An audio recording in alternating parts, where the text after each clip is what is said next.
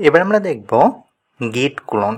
So আমরা যখন গিট অ্যান্ড গিটহাব শিখি তখন মোস্ট ইম্পর্টেন্ট একটা কমান্ড হচ্ছে গিট ক্লোন। সো আমরা ডেফিনেশনের দিকে মুভ করার আগে একটা এক্সাম্পল দিয়ে আগে বুঝে নেই গিট ক্লোন কী এবং কেন আমরা এটা ইউজ করি। ওকে, তো ধরেন আপনি সফটওয়্যার ইঞ্জিনিয়ার হিসেবে কোনো একটা কোম্পানিতে জয়েন করলেন। সো সেখানে আপনাকে একটা প্রজেক্টে ইনক্লুড করা হলো।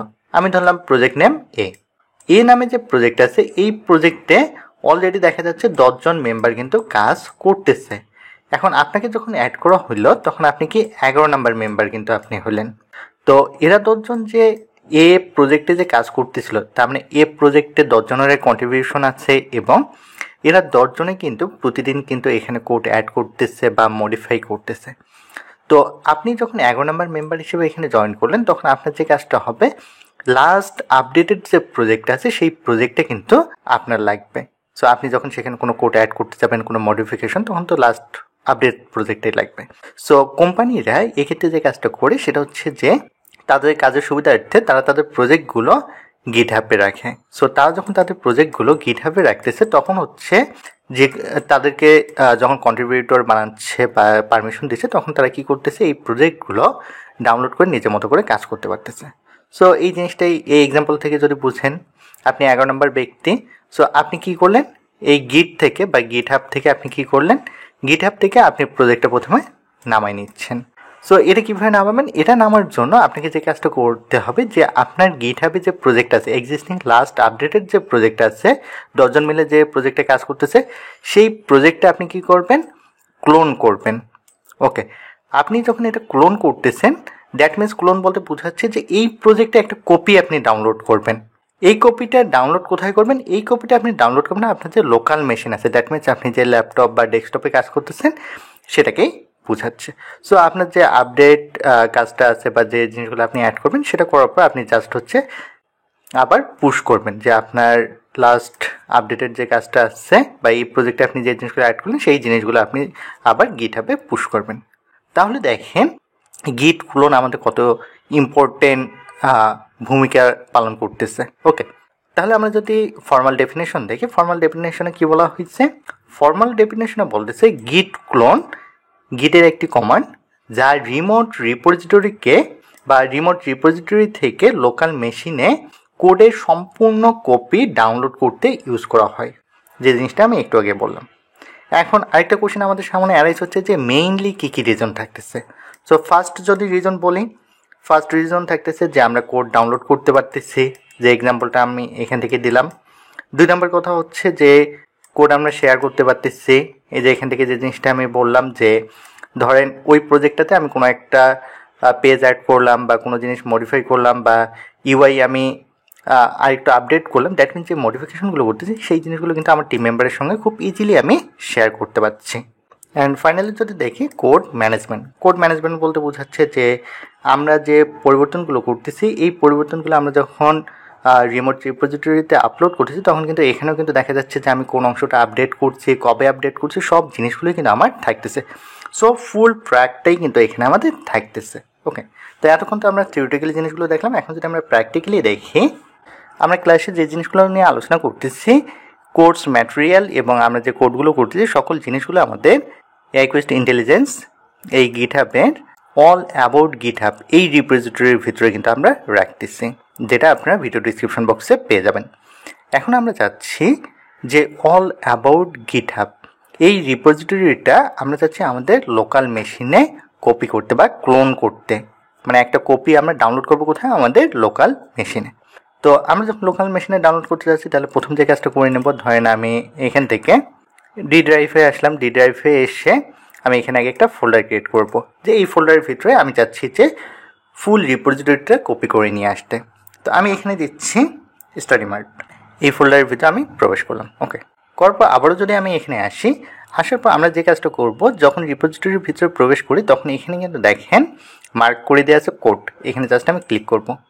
ক্লিক করার পর এখানে দেখেন লেখা আছে কি ক্লোন, আর নিচে দেওয়া আছে কি HTTPS।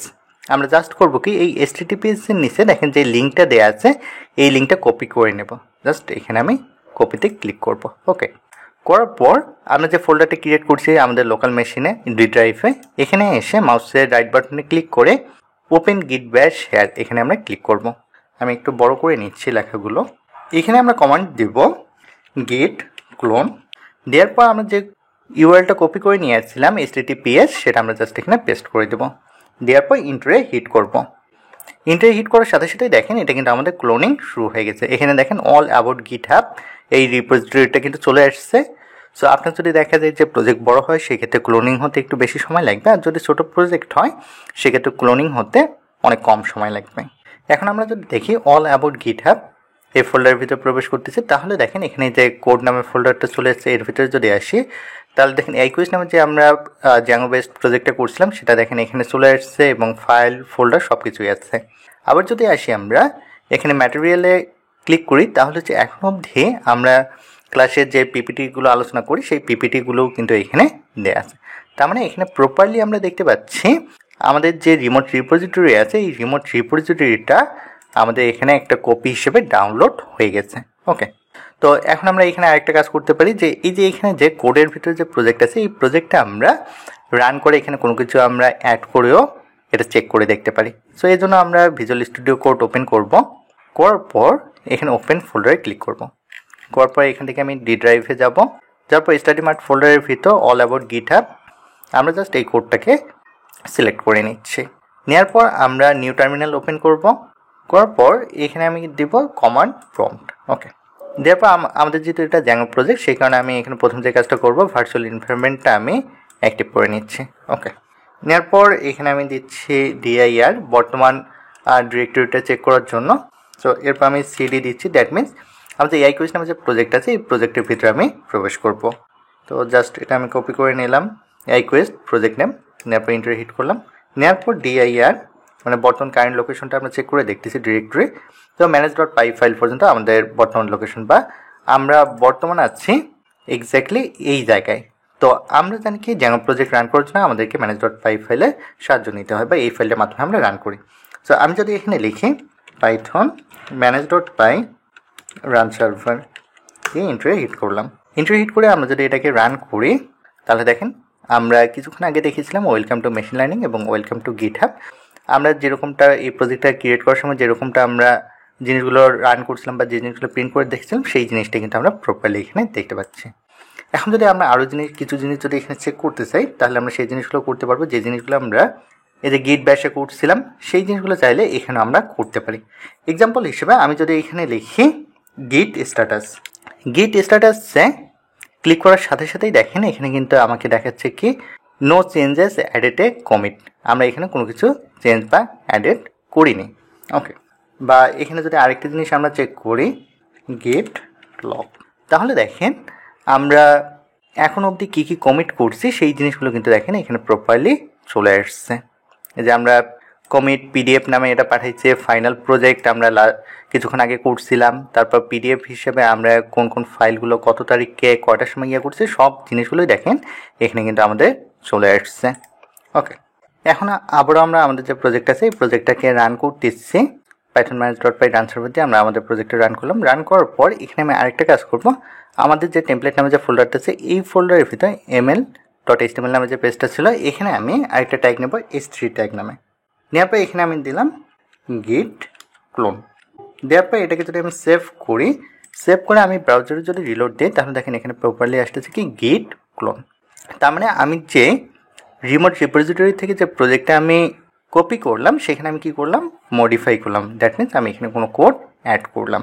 ওকে, সো এই জিনিসটা আমরা চাইলে আবার চেক করে দেখতে পারি যে এক্স্যাক্টলি আমাদের এখানে অ্যাড হয়েছে কি না, আমরা স্ট্যাটাস চেক করতে পারি।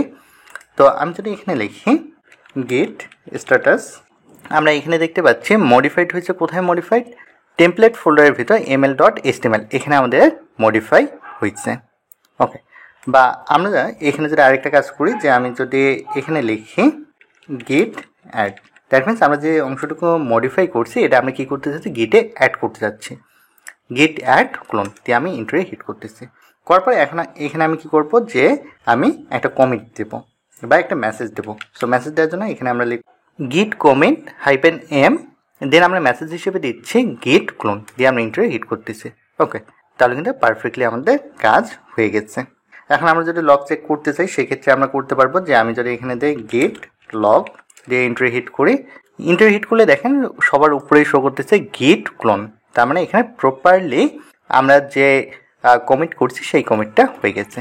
এখন আমরা যদি চাই যে আমরা যে এখানে চেঞ্জটা করলাম এই চেঞ্জটা আবারও আমরা এই গিট হাবে এখানে পুশ করব, চাইলে এই কাজটা আমরা করতে পারি। এটা কীভাবে করবো, এটা করার জন্য এখানে আমি আবারও HTTPS এটা আমি কপি করে নেব এই ইউআরএলটা। এবার আমরা কমান্ড লিখব git remote add origin, after that paste করে দেব, দিয়ে আমরা ইন্টারে হিট করব।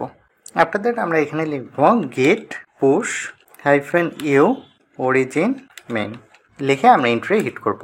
তাহলে এখানে আমাদের সাকসেসফুলি দেখাচ্ছে ডান। তাহলে আমরা যদি ব্রাউজারে আসি, ব্রাউজারে এসে আমরা কোড এই ফোল্ডারের ভিতরে প্রবেশ করতেছি, করার পর এখানে যদি দেখি আমাদের আইকুইস নামের যে প্রজেক্ট আছে এই প্রজেক্টের ভিতরে প্রবেশ করে টেমপ্লেট নামের যে ফোল্ডারটা আছে এই ফোল্ডারের ভিতরে ml.html এখানে যদি আসি তাহলে দেখেন এখানে প্রপারলি আমাদের শো করতেছে কি গিট ক্লোন, আমরা যে লাইনটা আমরা অ্যাড করছি সেটা প্রপারলি শো করতেছে।